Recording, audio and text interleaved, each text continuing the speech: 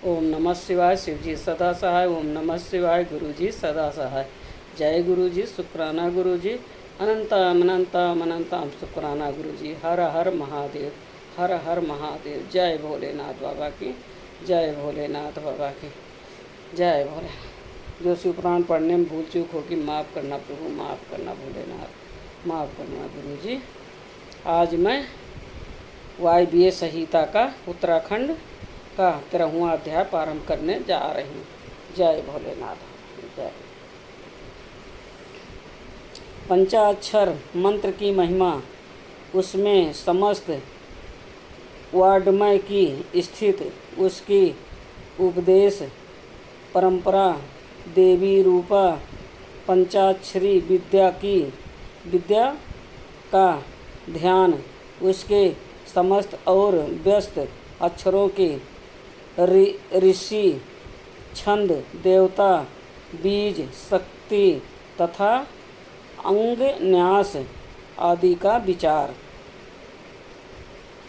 देवी बोली, महेश्वर दुर्जय दुर्लभ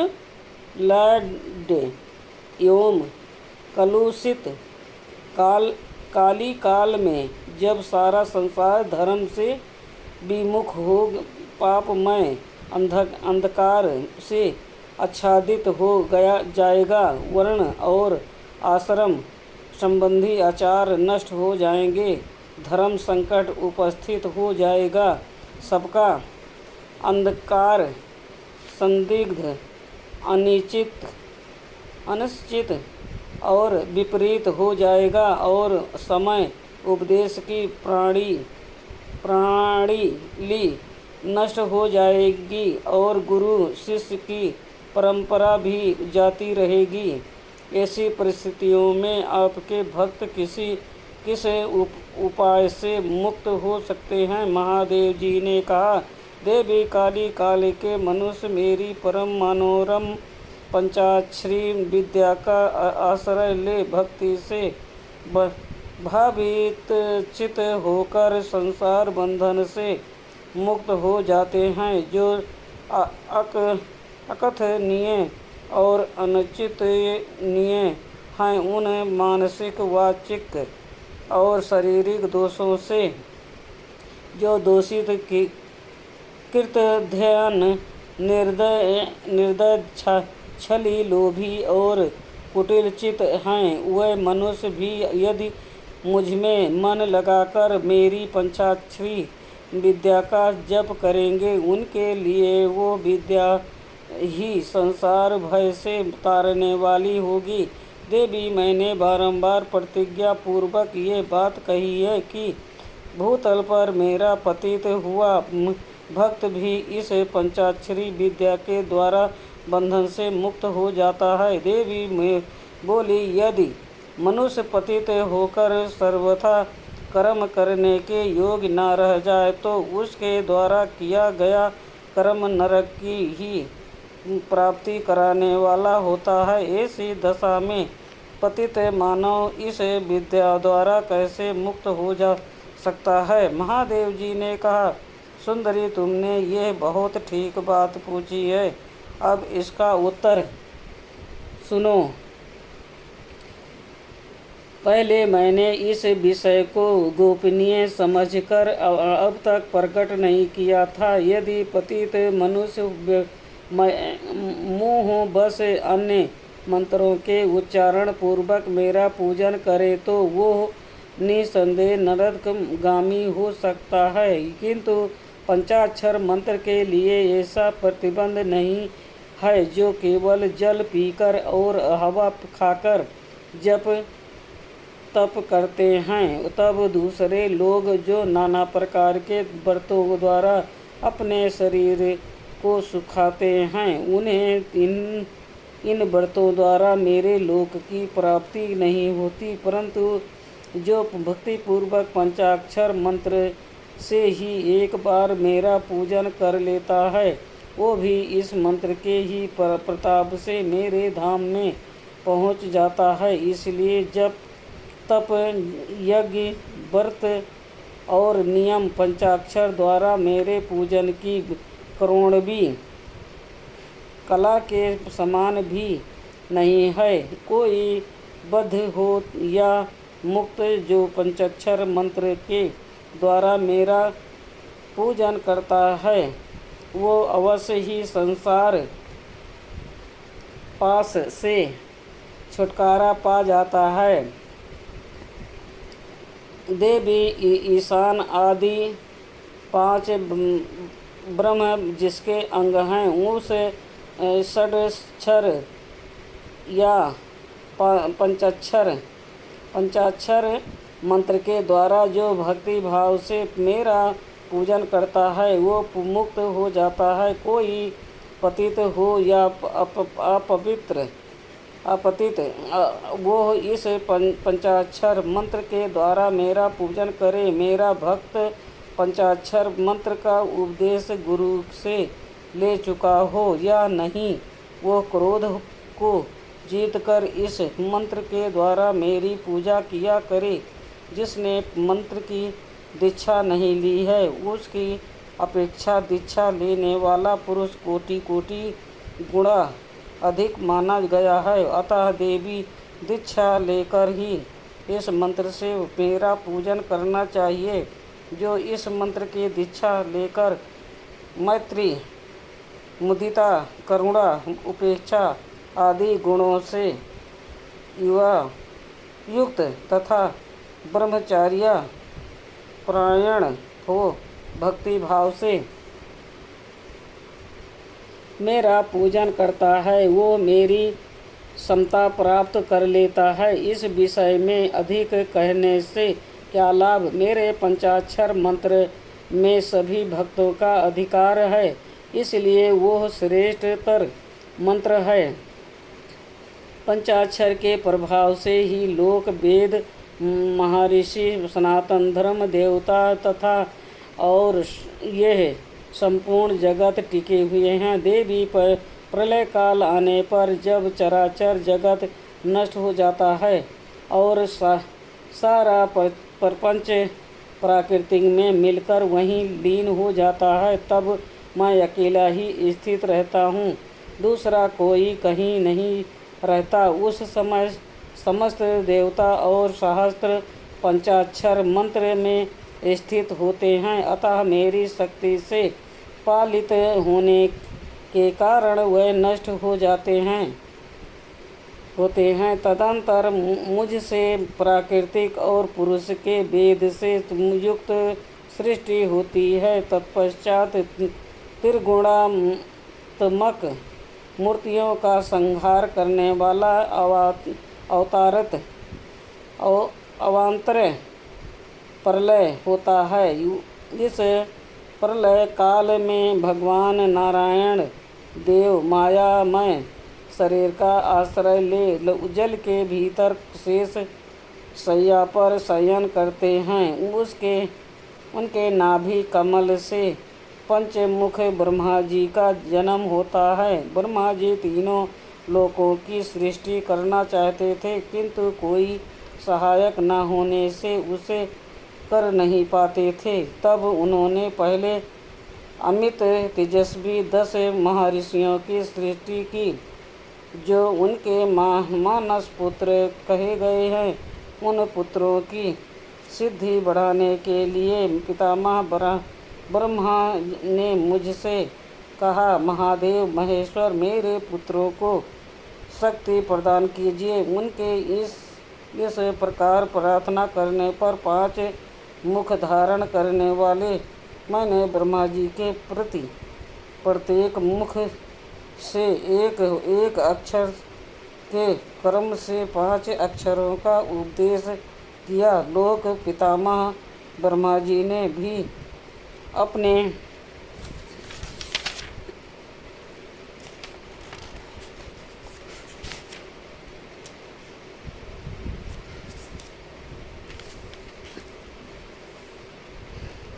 पांच मुखों द्वारा कर्मांश उन 5 अक्षरों को ग्रहण किया और वाच्यवाचक भाव से मुझ महेश्वर को जाना। मंत्र के प्रयोग से जानकर प्रजापति ने विधिवत उसे सिद्धि किया। तत्पश्चात उन्होंने अपने पुत्रों को यथावत रूप से उस मंत्र का और उसके अर्थ का भी उपदेश दिया। साक्षात लोक पितामह ब्रह्मा से उस मंत्र रत्न को पाकर मेरी आराधना की इच्छा रखने वाले उन मुनियों ने उनकी बताई हुई में पदंती से उस मंत्र का जप करते हुए मेरू के रमणीय शिखर पर मुंजवान पर्वत के निकट 1 सहस्त्र दिव्य वर्षों तक तीव्र तपस्या की। वह लोक सृष्टि के लिए अत्यंत उत्सुक थे, इसलिए वायु पीकर कठोर तपस्या में लग गए। जहाँ उनकी तपस्या चल रही थी वहाँ वह श्रीमान मुंजवान पर्वत सदा ही मुझे प्रिय है और मेरे भक्तों ने निरंतर उसकी रक्षा की है। उन ऋषियों की भक्ति देखकर मैंने तत्काल उन्हें प्रत्यक्ष दर्शन दिया और उन आर्य ऋषियों को पंचाक्षर मंत्र के ऋषि छंद देवता बीज शक्ति कीलक षडंग न्यास दिगंब और विनियोग इन सब बातों का पूर्ण रूप से ज्ञान कराया। संसार की सृष्टि बढ़े इसके लिए मैंने उन्हें मंत्र की सारी विधियां बताई।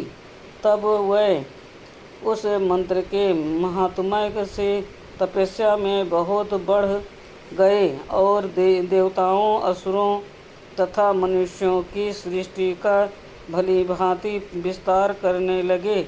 अब इस पर उत्तम विद्या पंचाक्षरी के स्वरूप का वर्णन किया जाता है।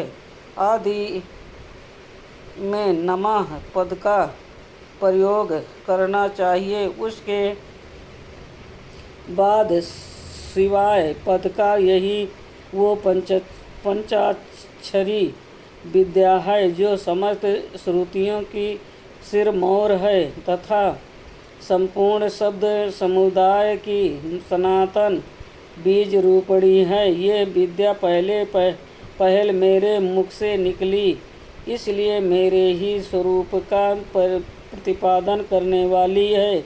इसका एक देवी के रूप में ध्यान करना चाहिए। इस देवी की अंग कांति तपाए हुए स्वर्ण के समान है। इसके 3 पयोधर ऊपर को उठे हुए हैं। यह 4 भुजाओं और 3 नेत्रों से सुशोभित हैं। इसके मस्तक पर बाल चंद्रमा का मुकुट है। 2 हाथों में पद और उत्पल है। अन्य 2 हाथों में वरद और अभय की मुद्रा है। मुखाकृति सौम्य है। यह समस्त शुभ लक्षणों से संपन्न तथा संपूर्ण आभूषणों से विभूषित है। श्वेत कमल के आसन पर विराजमान है। इसके काले घुंघराले केश बड़ी शोभा पा रहे हैं। इसके अंगों में 5 प्रकार के वर्ण हैं जिनकी रश्मियाँ प्रकाशित हो रही हैं। वह वर्ण हैं पीत, कृष्ण, धूम्र, स्वर्णिम तथा रक्त।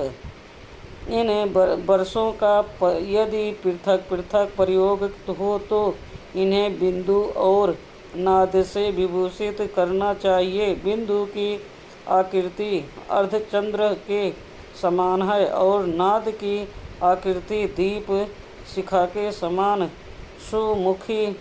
यों तो इस मंत्र के सभी अक्षर बीज रूप हैं, तथापि उनमें दूसरे अक्षर को इस मंत्र का बीज समझना चाहिए।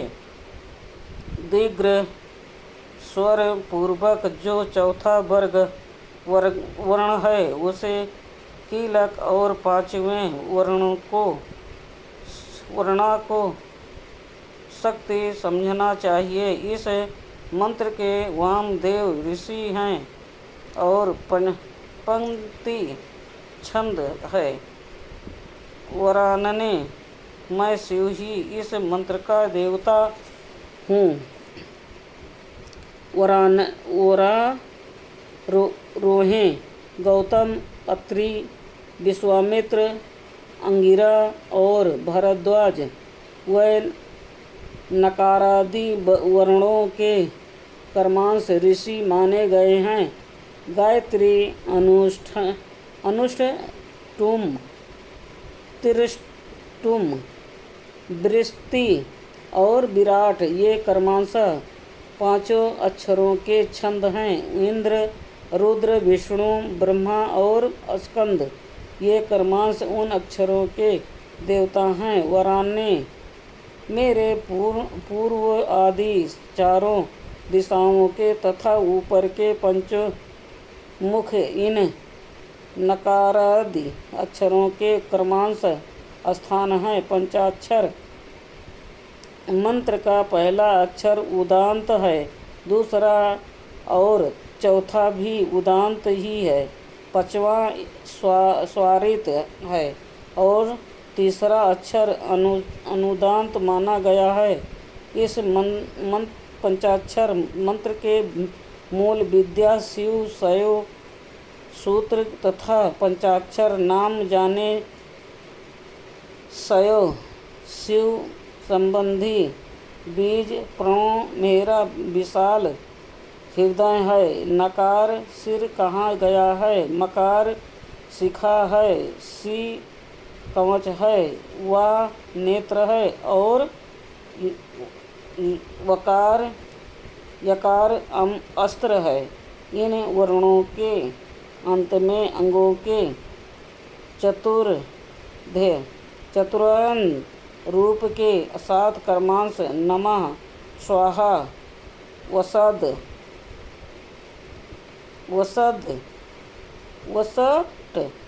हुम, वसाट और फट जोड़ने से अगंध न्यास होता है। देवी थोड़े से वेद से के साथ ये तुम्हारा भी मूल मंत्र है। उस पंचाक्षर में जो 5वां वर्ण या है उसे 12वें स्वर से विभूषित किया जाता है, अर्थात नमः शिवाय के स्थान में नमः शिवाय कहने से यह देवी का मूल मंत्र हो जाता है। अतः साधक को चाहिए कि वह इस मंत्र से मन, वाणी और शरीर के वेद से हम दोनों का पूजन, जप और होम आदि करें। मन आदि के वेद से यह पूजन 3 प्रकार का होता है, मानसिक, वाचिक और शारीरिक। देवी जिसकी जैसी समझ हो, जिसे जितना समय मिल सके, जिसकी जैसी बुद्धि, शक्ति, संपत्ति, उत्साह एवं योग्यता और प्रीति हो, उसके अनुसार यह सशस्त्र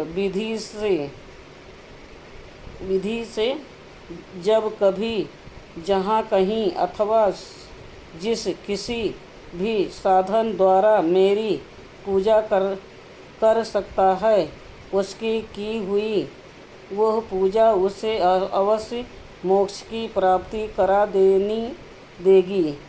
सुंदरी, मुझ में मन लगाकर जो कुछ कर्म या व्याक्त कर्म से किया गया हो, वह कल्याणकारी तथा मुझे प्रिय होता है, तथापि जो मेरे भक्त हैं और कर्म करने में अत्यंत विवश हैं,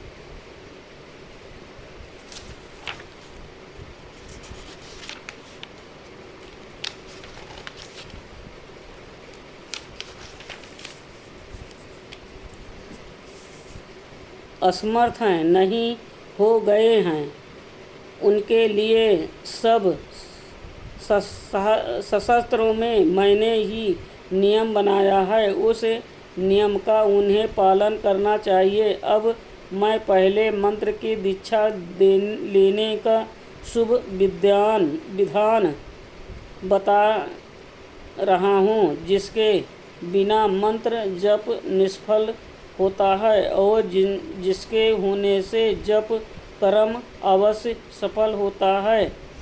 आज का वायव्य संहिता का 13वां अध्याय संपूर्ण हुआ। ओम नमः शिवाय। शिव जी सदा सहाय। ओम नमः शिवाय। गुरु जी सदा सहाय। जय गुरु जी। शुक्राना गुरु जी। अनंताम अनंताम अनंताम शुक्राना गुरु जी। हर हर महादेव। हर हर महादेव। जय भोलेनाथ बाबा की। जय भोलेनाथ बाबा की। जो शिव पुराण पढ़ने में भूल चूक होगी माफ़ करना प्रभु, माफ़ करना। जय भोलेनाथ बाबा। जय गुरु जी की।